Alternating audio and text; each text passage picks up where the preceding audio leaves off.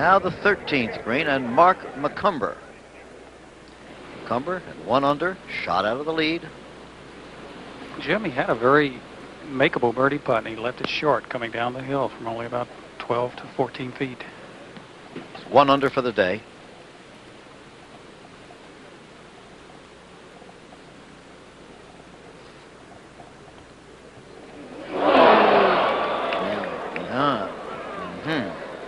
Well, you don't reckon these last few holes are going to be exciting? I mean, they're tough par 4s to finish with. The 15th is a very demanding, a new hole, demanding par 3. So we could have the classic situation of somebody winning this with the last putt on the last green. There's so many of them bunched in there now, and the nerve ends are getting very raw. Well, the shade of Donald Ross perhaps was a bit embarrassed when 21 players broke par here on Thursday, but he's having his revenge today. Ozaki, 3rd shot here. Jumbo's looking at a shot of about 140 yards uphill. He's taken a 7-iron out, a club that he should be able to hit very comfortably. Pin on the front left, and the best shots he's played today have been high, kind of gentle draws.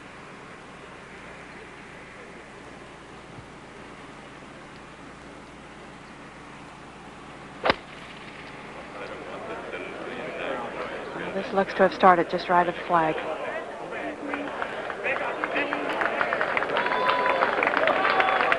Okay. Curtis Strange for a birdie, still looking for the elusive birdie.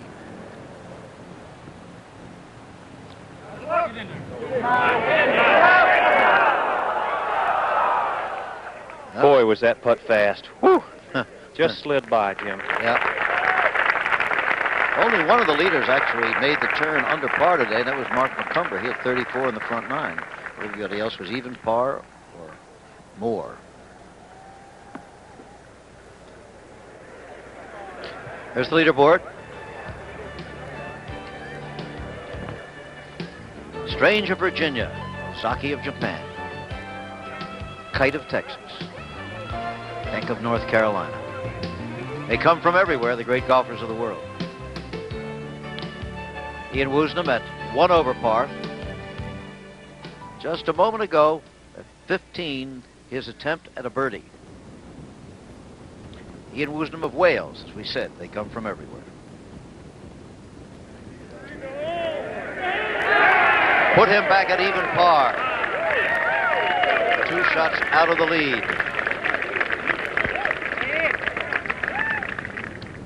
Now we can see Chip Beck live. The 15th green, we see him there, as you do.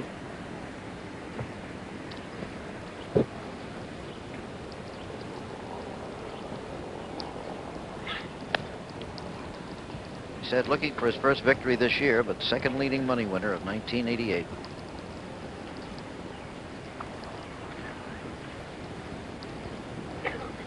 Well, the holes are just running out now, Jim. It's just a question of, you know, it's hard enough to finish with 4 pars.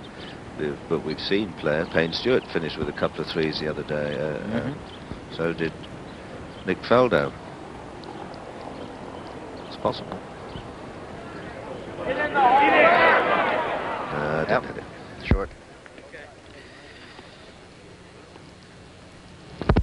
So there's the par for Chip Beck.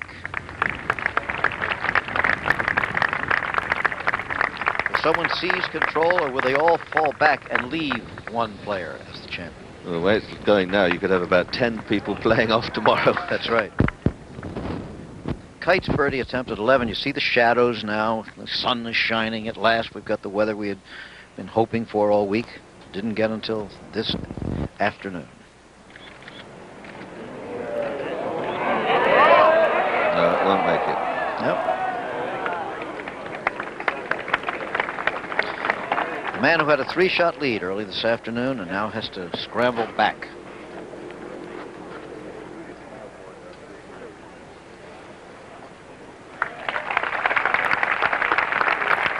It's one of the curses of this game, Jim. You have time to think of the things that might happen and the mistakes you've made. It's not a reflex action game. 13th green, Ozaki. And Oh, there the lead, eh? Yep. Jumbo surveying it closely. This attempt is about 18 feet. It'll swing pretty hard from his right to left.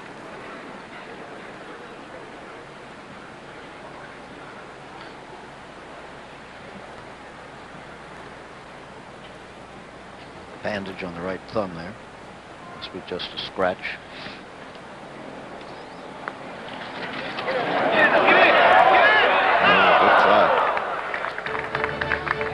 But again, he's having such a good time today. Hope for the birdie, didn't make it, but he still smiles on. The man from Japan.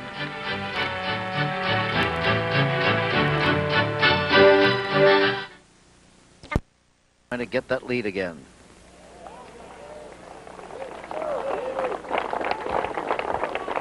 And that's just about right. Now, sitting in Austin, Texas, watching all this is Tom's father, Tom Sr., with an old friend of his, Harvey Penick, who taught Tom Kite from when he was a shavetail. He was a boy. Both he and Ben Crenshaw. Mr. Kite, a little tension, I know, but hope is still there. Very close. Well, he could do it all right, but things are not going exactly as I would like for him to be going all right. On Father's Day, do thoughts of his boyhood and when he started playing this game come to you? Yes, sure do. How about you, Mr. Penick? You remember the first time you taught that boy? First time, yeah, I sure do.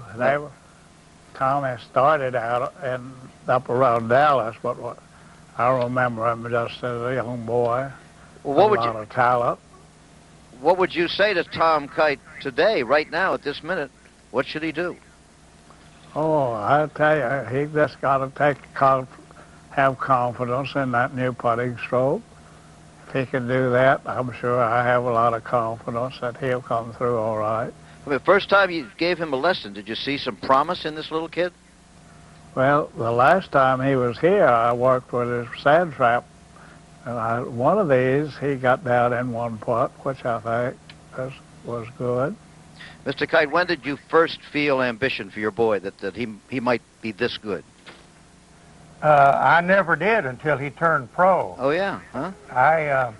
Actually, I didn't want him to turn pro. He had other possibilities of going into other traits, and I felt like a professional golfer has an awful hard time. So he surprised me all the way through. Okay. But I'm delighted he did turn pro. Well, he's having a hard time today, too, but he's a fighter, and nice talking to you. Thank you. Hope you enjoy the rest of the day. So, here is Tom Kite on the 12th fairway. 155 yards, wind swirling behind the players and coming out of the right with the pin cut extremely far to the left. Very dangerous shot.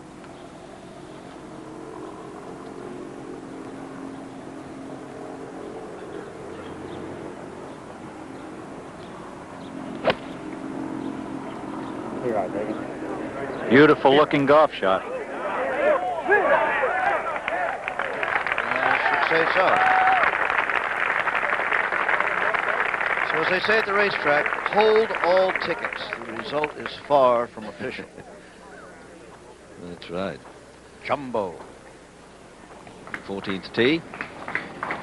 Short par 4, second shot uphill. Whoa. Looks like trouble there, Judy. Well, this...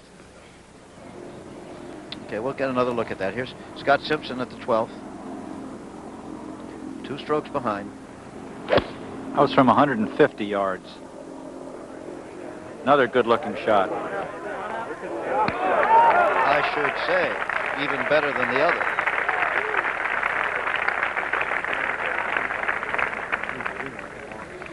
On 16, the second shot of Chip Beck on tape.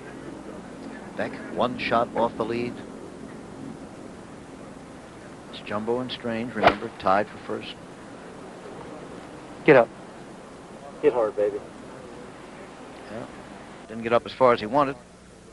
You see the breeze is still blowing out there.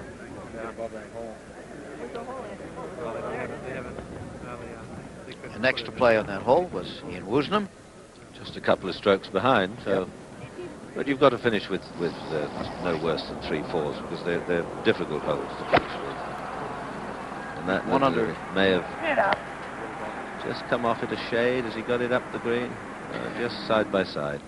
Losing him 1 under for the day. Now, the travail of Jumbo Ozaki, who's been sailing along, smiling his way through Oak Hill. But he's got a problem now. Well, Jim Travail it is. He's hit the iron off the tee, as you could see, behind this pine tree. Rather large, what we would call Christmas tree, I suppose. And he's looking like he's going to try to play a shot underneath the right side of the tree, smash it real hard with a mid-iron and see if he can't hit a low hook and run the ball up as close to the green as possible. You think that's the smart shot? It is his only option to advance the ball forward. Otherwise, he would have to play sideways out to the fairway. What do you think, Peter? Well, if it comes off, he's a hero, and if it hits the tree, everyone will say, well, of course, he should have chipped out sideways and put it on the green, then he might have still had a chance to hold the putt for a par. That's where he is. You see, he pushed it behind the trees on the right. Almost. Well, that's the shot he's going to attempt. See if he can do it.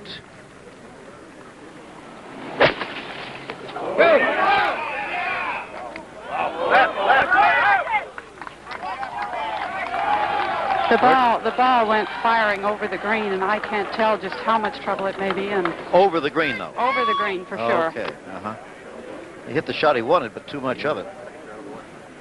Now back on 12. Here's Tom Kite. Reaching for a towel. Things dry as the sun increases the temperature. It's about the mid-70s. It's really a very pleasant day.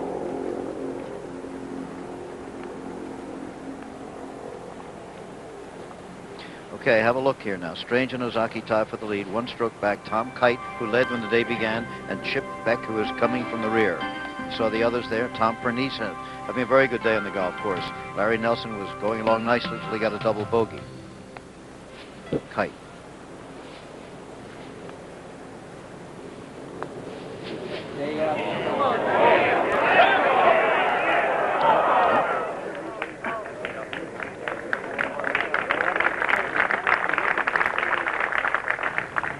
Curtis Strange. 6 left. Third shot on the par 5, 13th hole. 594 yards long. A true par 5. Real 3-shotter. Curtis has a 5-iron from 164. This shot is slightly uphill. The pin is tucked only 6 yards onto the front left part of the green. Slightly into the wind.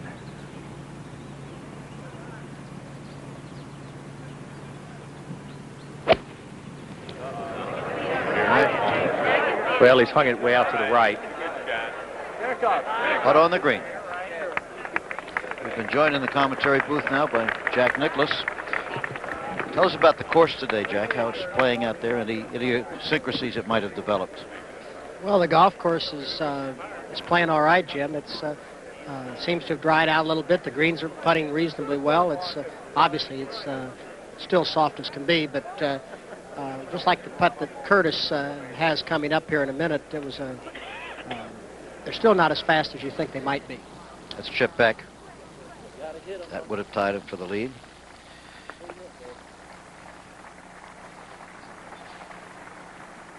Course does seem to be having a bit of revenge today. Well, it's a tough golf course. You've got a golf course that if you drive it in the fairway, you're picking up mud. The greens are starting to get a little quicker. You've got a little bit of wind. You've got some conditions that are becoming a little bit more testy. And, of course, coming down to the end of a golf tournament, when you want to do a little more with the golf ball and the pins are tucked in tough positions today, it just makes it a little bit more difficult with all the little testy conditions in the last round of the U.S. Open. You see the gallery watching Mark McCumber. He's 2 shots back now, and holes are going to be running out pretty soon. I think that's a 4-iron from about 180 yards.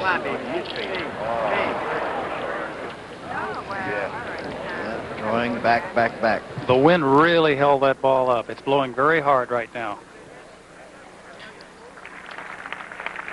And here was Simpson a moment ago for a birdie.